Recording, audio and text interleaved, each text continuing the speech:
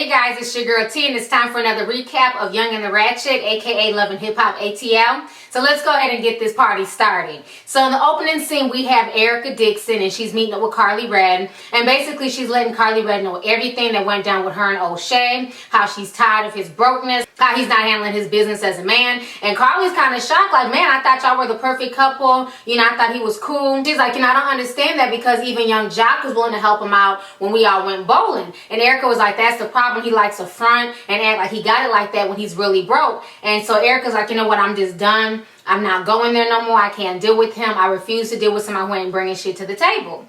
So then Erica decides to start splashing tea all over the damn table. And Erica decides to tell Carly Red everything that went down at Mimi and Nico's party.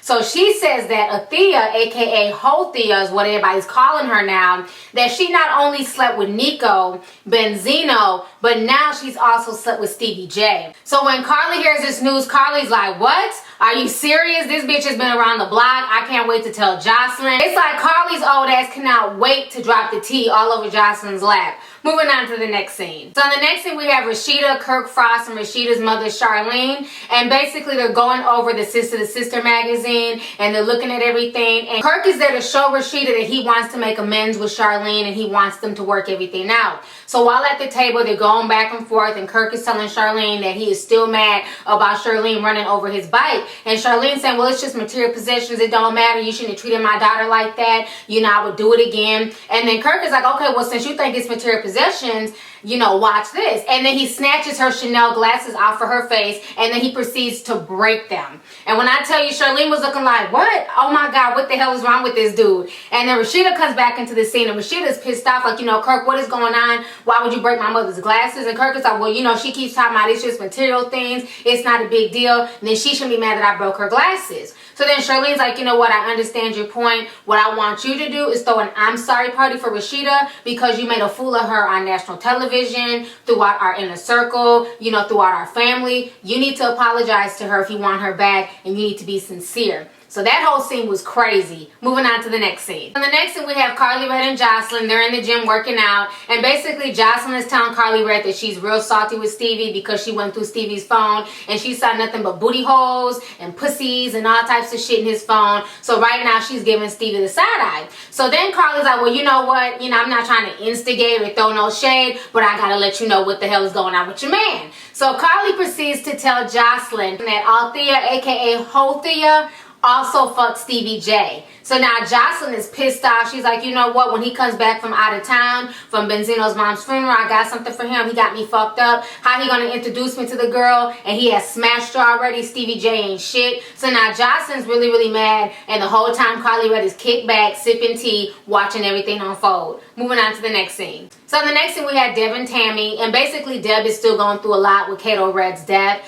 And she says that she wants to basically make Tammy and Waka's wedding more intimate. She doesn't want to throw a big old shindig and have everybody in Atlanta there. She wants it to be more intimate with just family, because she just wants to be real low key and think about what's more important to her. And Tammy agrees. Tammy's like, you know what? You must have been reading my mind, because I don't want a huge, you know, white wedding and, you know, having everybody there. I'd rather just have it be the most important people in our lives. So I thought that was really cool that they both can come to agreement on doing a small wedding as opposed to doing a big old over-the-top wedding. Moving on to the next scene. So in the next scene, we have Benzino, and I love how they're playing August Alsina's Mama song and the entire time that he's supposedly driving to Boston. So while he's driving, all of a sudden he's trying to also do a monologue about his mom's death. Then it comes in as breaking news: Benzino was shot.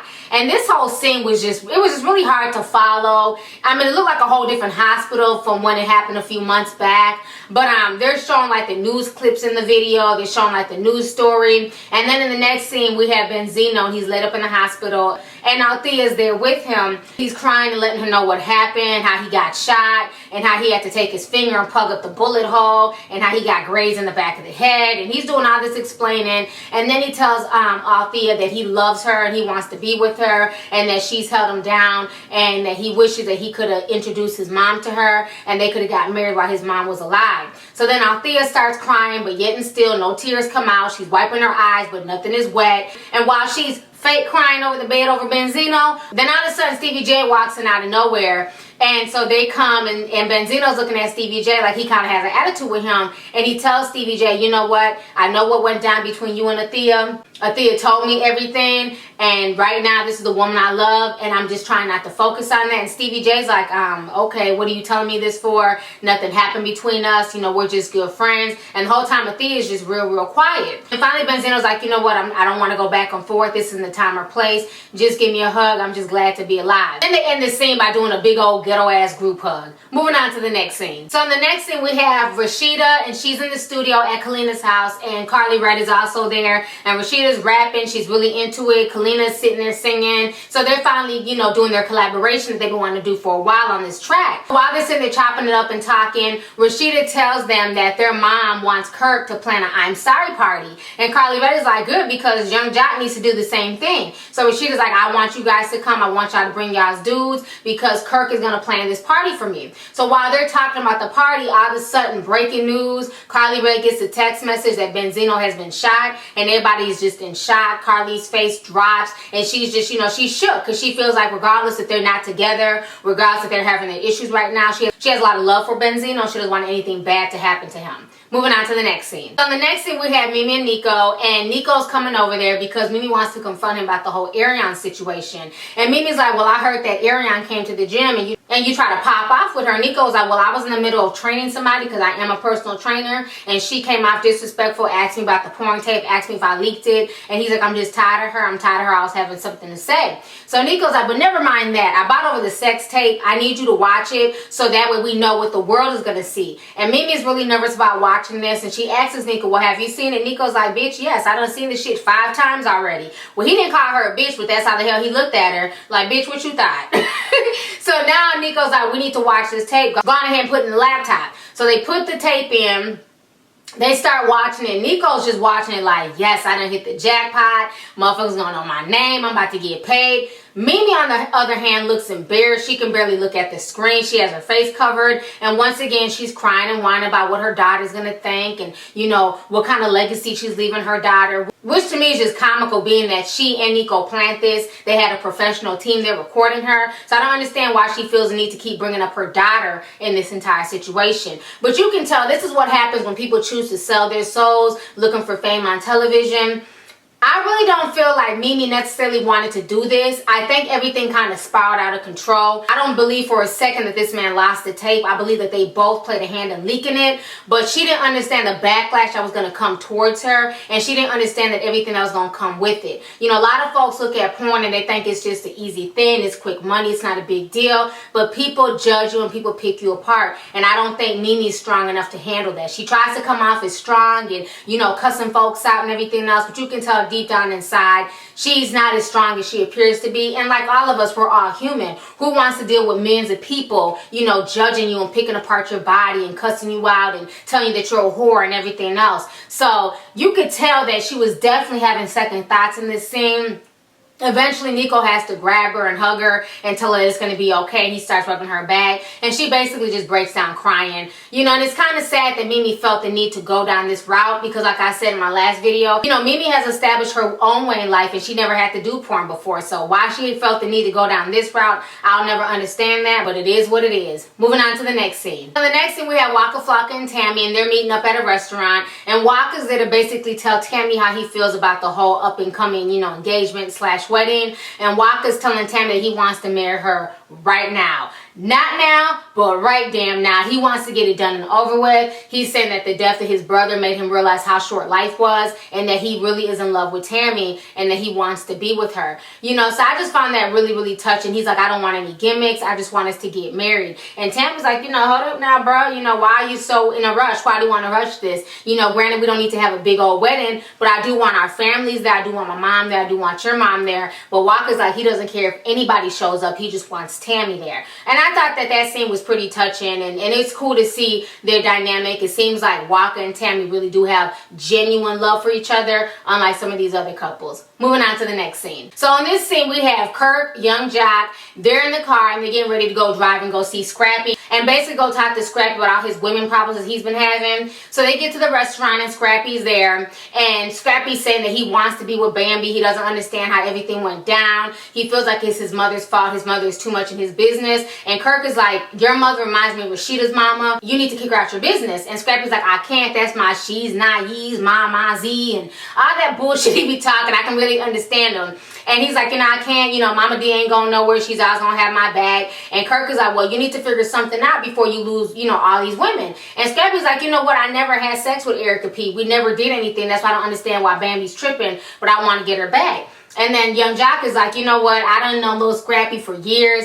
I know for a fact he only wants Bambi back because he's trying to get sex from her. He ain't trying to be with that girl like that. And then Kirk ends up telling them that Rashida's mama wants him to throw a I'm sorry party. And Young Jock and Lil Scrappy looking at him like, fool, are you crazy? And Kirk is like, you know what? I'm just crazy enough to do it because I really want this to work. I want her mama to accept me again. And I just don't want there to be no more drama. So then they're just like, okay, well, whenever you decide to throw the party, give us a holler and we'll be there. Moving on to the next scene. So the next scene, instead of Scrappy throwing an apology party for Bambi, he decides to surprise her with a puppy. And he's hiding his puppy behind his back. And he's ready to surprise her. So Bambi comes out the car. And she's like, what's going on? I've talked to you a few times. What's up? And Scrappy pulls out this puppy. And Bambi's looking like, bitch, I am not impressed. Is that dog going to pee all over my carpet? Who's going to clean up the shit? You can't surprise somebody with a puppy if they're not into animals like that. The only time you give somebody an animal or a puppy or a kitty is if they're an animal lover. I had a dude do that to me when I was like 16. He gave me like this puppy pit bull. And I'm like, what am I supposed to do with that?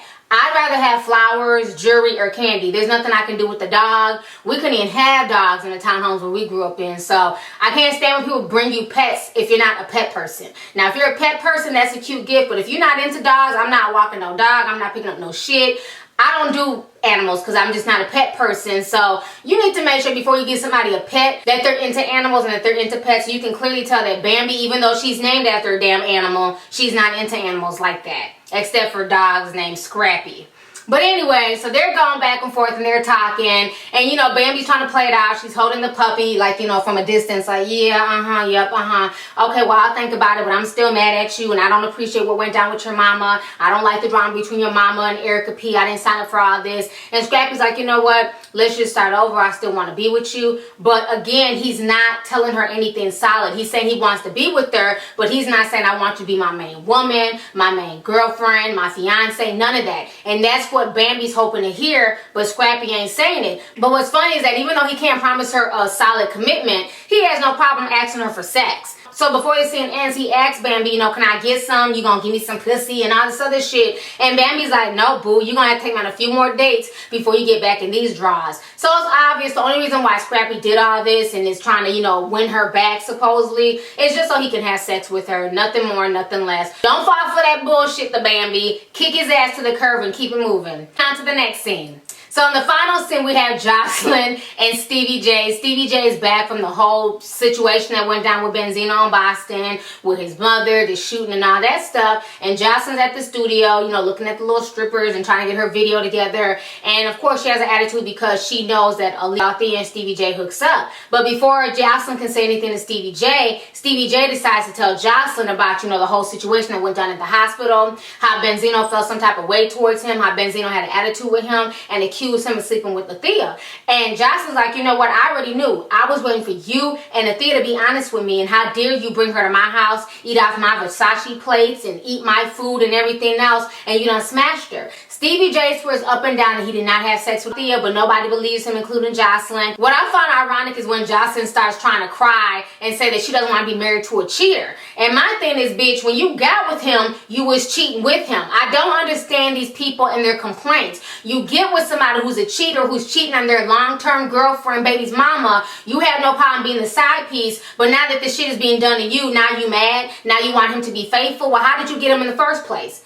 My point exactly. I'm gonna need Joseline to have several fucking seats for that damn comment. That was stupid as hell. You don't want a cheater, but that's who you chose to supposedly secretly marry, okay? Anyways, go ahead and leave a comment. That was my recap for this week's episode of Love Hip Hop ATL. Anyways, go ahead and leave a comment. Let me know your favorite scene and what do you think about Benzino getting shot. Now, the hoopla that was around this. Remember, if you're not following me, I am at LovelyT on Twitter. I will try to live tweet again. We'll see what happens next Monday. So go ahead and leave a comment. Let me know your thoughts on this week's episode of Young and the Ratchet, aka Love Hip Hop ATL. Talk to y'all later. Deuces.